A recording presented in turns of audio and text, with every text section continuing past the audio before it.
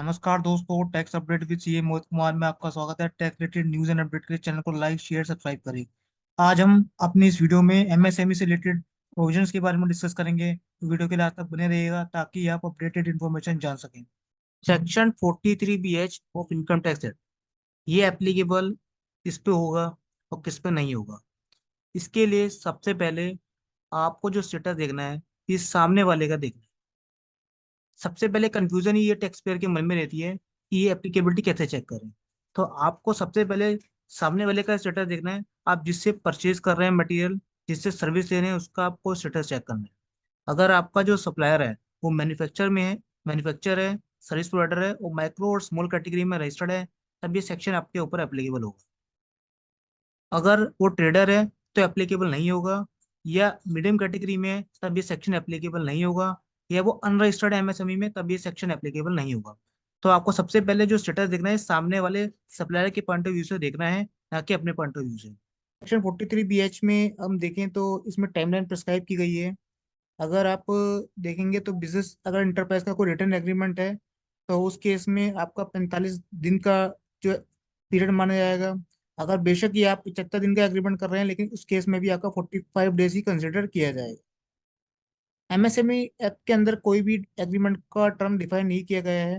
Agreement आपका return भी हो सकता है, ओरल भी हो सकता है।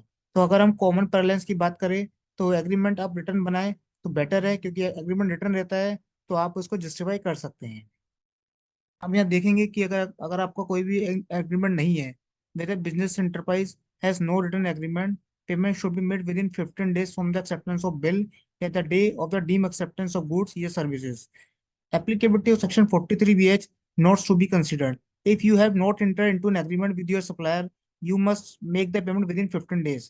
This can be easily understood that the sundry creditors appearing in your balance sheet as on March 31st, and if they are older than February 15th, they will be included in your 23-24 income, and you will have to pay income tax on it.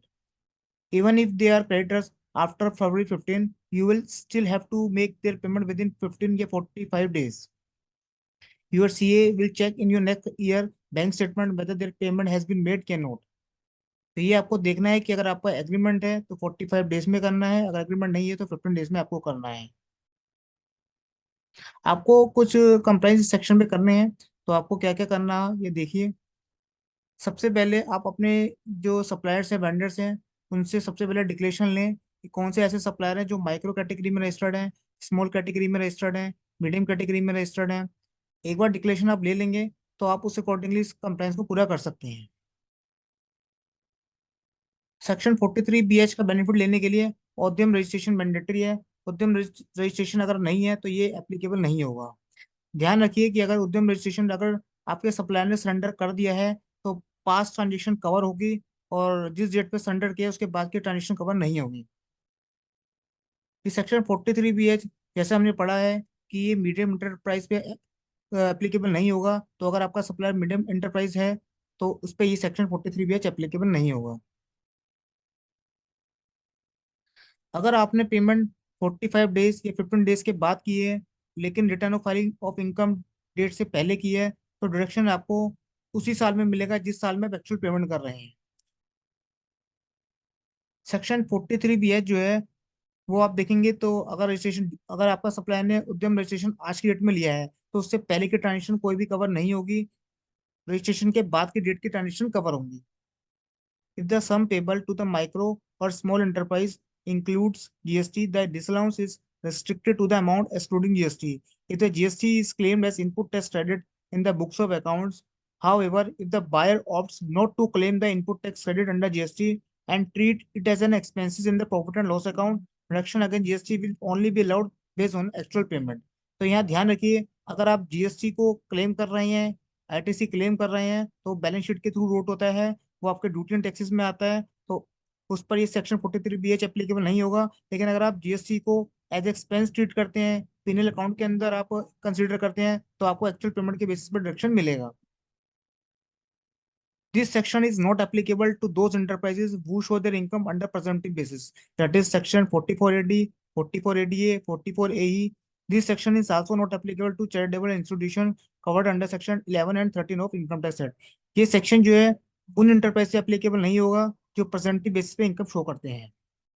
तो ध्यान रखिएगा, अगर percentage basis पे अगर income हम show कर रहे हैं तो ये सेक्शन एप्लीकेबल नहीं होगा। और ये सेक्शन चैरिटेबल इंस्टीट्यूशन पे भी एप्लीकेबल नहीं होगा। For previous outstanding payment as on 1st April 2023 and new liability of the current year shall be discharged on FIFO basis। तो यहाँ पर जो भी आप पेमेंट कर रहे हैं या FIFO बेसिस का कंसेप्ट चलेगा। जो आपकी पेमेंट पहले है उसके बेसिस पे उसको कैलकुलेट अलाउ होगा। In case there is a dispute between buyer and supplier, in that case, as per MSMAD Act, the day on which such objection is removed by the supplier shall be treated as a day of acceptance, and the payment has to be made before the appointed date, which will be the day following the immediately after the expiry of the period of 15 days from the day of acceptance। इस point में ये कहा जा रहा है कि अगर आपका सप्लायर के साथ कोई डिस्प्यूट चल रहा है, वो जो डिस्प्यूट है, जिस दिन उस डिस्प्यूट का ऑब्जेक्शन रिमूव किया जाएगा, जब आपका डिस्प्यूट हट जाएगा, तो उस डेट से फिर वो 15 डेज या 45 डेज काउंट होंगे। This section is not applicable for capital expenditure because you claim depreciation on capital expenditure. आप डेप्रिसिएशन जो है क्लेम करते हैं कैपिटल गुड्स पर। This is because depreciation is not a sum payable in respect of which reduction is otherwise allowable but can be disallowed under section 43BH must have the character of sum payable in respect of which reduction is otherwise allowable। ये point कहता है कि capital expenditure पर ये section applicable नहीं होगा क्योंकि आप कैपिटल एक्सपेंडिचर पर डेप्रिसिएशन क्लेम करते हैं। और डेप्रिसिएशन जो है वो एक्चुअल पेमेंट उसकी नहीं होती, वो नॉन कैश नेचर का एक्सपेंडिचर होता है। तो इसलिए 43BH आपका कैपिटल गुड्स और फिक्स एसेट पे एप्लीकेबल नहीं होगा। Advance payment made to the MSME shall be allowed as reduction in the year of payment itself, even if doesn't fall due for payment in that year। अगर कोई advance payment आपने कर रखी है तो वो आप उसका रिडक्शन ले सकते हैं। आप अपनी पेमेंट में जो आउटस्टैंडिंग है उसमें आप माइनस कर सकते हैं। Section 43BH is applicable for calculating taxable business profit of a company in regular assessment under the Act. It is not applicable for the calculation of minimum alternate tax under Section 115JB। Section 43BH जो applicable होगा वो normal business profit calculation पे applicable होगा, ये met की calculation पे applicable नहीं होगा। कुछ पॉइंट्स हम और भी देखते हैं। जैसे गवर्नमेंट ऑफ इंडिया ने एक ऑफिशियल मेमोरेंडम इशू किया था। इसमें क्लैरिफाई किया था कि ये एडवाइजेबल दी जाती है सभी माइक्रो और स्मॉल कैटेगरी इंटरप्राइज को कि वो अपने जो लेटर हेड्स हैं, ऑर्डर शीट्स हैं, इनवॉइस हैं, बिल्स हैं, रिलेवेंट डॉक्यूमेंट्स हैं, उस पर एमएसएमई नंबर को मेंशन करें ताकि वो एक इजीली आइडेंटिफिकेशन हो सके बायर के लिए। Section 43B of income tax act mandates करता है कि जो भी आपको खर्चे अलाउ होंगे वो पेमेंट बेसिस पे अलाउ होंगे, चाहे आप कोई भी मेथड ऑफ अकाउंटिंग फॉलो कर रहे हैं। एक बात और ध्यान रखें कि जो भी इंटरेस्ट होगा जो आप अपने सप्लायर को पे कर रहे हैं वो इनकम टैक्स के अंदर अलाउ नहीं होगा। तो यहाँ ध्यान रखिएगा कि कोई भी इंटरेस्ट जो आप पे कर रहे हैं तो वो अलाउ नहीं होगा as per income tax act. अगर आपको वीडियो अच्छा लगे तो लाइक शेयर सब्सक्राइब करें। धन्यवाद।